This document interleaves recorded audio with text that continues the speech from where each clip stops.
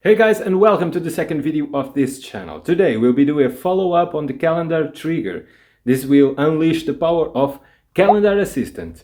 For those that don't know, Calendar Assistant is the join between Home Assistant and Google Calendar. Together they are really powerful and can make wonderfuls for your house automations. Your house will fly.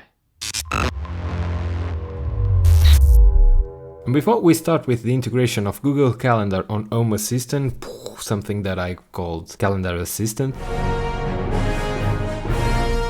let me just show you the advantages of having this in your Home Assistant instance. You can start using Google Calendar UI and event management engine to deal with your time-based automation on Home Assistant. So you connect each event with one automation, and so you can check in the Google UI every event that you have for the week, and you can make really easy adjustments to all your events. So it's quite useful, and you can just create with 2 or 3 clicks new events that then run new automations on Home Assistant. So this UI is extremely powerful to time-based events, and so you can leverage this from Google Calendar. But also Home Assistant will have the ability to create events on Google Calendar, and today I'm using that to create reminders to empty my vacuum cleaner bin. At the third round, I reset the cleaning counter and create a new reminder on the calendar, usually after dinner time. And when that event starts, I can put all the Alexas screaming, "Hey, lazy bones, it is time to clean the vacuum." Okay, Commander, now it's your time to configure this in your Home Assistant instance. So let's check it out step by step how we can do this integration. Okay, so you have 2 main steps. You need to grab your client ID and client secrets, input them on your configuration YAML, and then the second step is to go to Home Assistant UI and add the integration on the integrations panel. Let's do the first one. So you just follow the link to Google Developers Console, and you need to sign in with your Google account, and then you need to create one project if you don't have yet one for Home Assistant.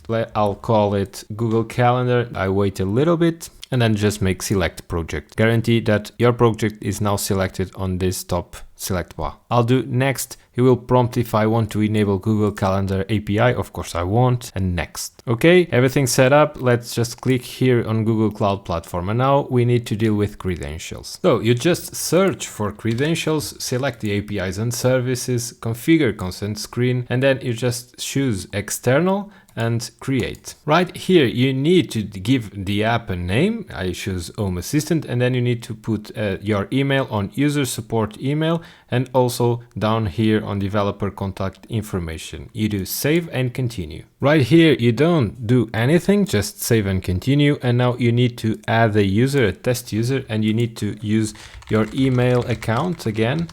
So the email that you will be using later on within the integration on Home Assistant. So let's just add that and save and continue. Okay, it's the summary. Let's go back to dashboard. Now you need to create credentials, and let's create credentials. OAuth client ID. Here you need to choose an application type. Let's choose TVs and limited input and give it a name. Home Assistant credentials. Just create. Okay, we have our client ID and our client secret.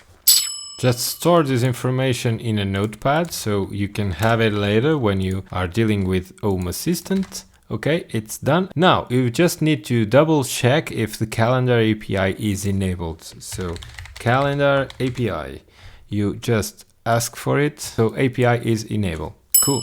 Now we need to edit our configuration.yaml and add this Google section with the client ID and client secret that we just saved on our notepad. And now we are ready to go to settings and device and services, add integration, and choose Google Calendar. Okay, here we go. Okay, you have a link that you must follow, and then copy and paste this code here to deal with the authorization.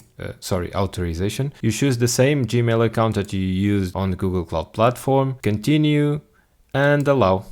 And okay, success. So Home Assistant should react to that and give also a success. And let's see what now we have available on our Home Assistant instance. The first thing you should notice is this left menu named Calendar that have all these views for your events. So you can check monthly, weekly or daily all the events that are published on your calendar. You can choose which calendar will fit this view. This can also be built as a Lovelace card or dashboard card. You just need to see which calendar entities will provide events on this view, and you have also the week, day and monthly view. On developer tools, you can see that you have new entities, so one for each calendar. This Home Assistant entity is due to this Home Assistant calendar. Also, you have services related to calendars, so add event, found calendar and scan for calendars. Commanders, congratulations, now you have your Home Assistant instance integrated with Google Calendar, and now you are able to link Google Calendar events with Home Assistant automations. Let's see how to do that. The secret is to use all these trigger variables that are available in automation started by the calendar trigger and use, for instance, the summary or the description of the event to filter down either actions or type of actions. You create a new event on Google Calendar with title Turn on Light Room Sophia, and to match that event on Home Assistant you create a new automation with trigger calendar event start, and then on condition you use that trigger variable that is the summary, the title of the event, and you check if the summary is equal to a specific title, so in this case Turn on Light Room Sophia.